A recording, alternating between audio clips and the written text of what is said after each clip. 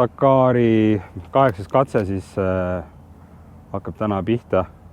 Eile õhtul olin täis entusiasmi, et lendame peale, et mis ikkagi halvasti siia uuesti ja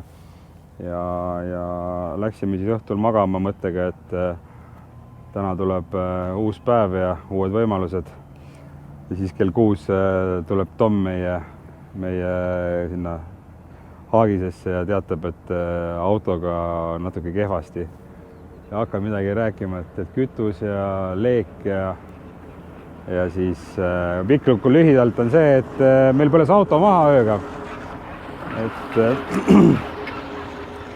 juhtus siis selline tore asi, et auto sai täiesti valmis ja Tom ja Taavi või Robbie ja Taavi läksid proovisõidule ja ühel hetkel antilääg oli sees, testisid, lõi külje pealt nii suure leegi välja, et külg võttis tuld ja hetkega oli auto leekides. Õnneks said ruttu välja, et Taavi pool oli juba tegelikult väga suurtes leekides, kui ukse lahti tegi, lõi juba pahvaka leeki tuppa. Väga napikas oli, said autost ruttu välja ja ega siis polnud enam midagi teha, aga need autod, kui see süsinik selle leegi külge võtab, siis ta põhimõtteliselt läheb, et siin ei ole midagi kustutada enam. Nii et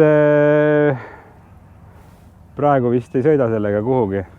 Seekord ikkagi jääb lõpuks see Dakar pooleli, et enam siit tuhast ei tõuse niipea.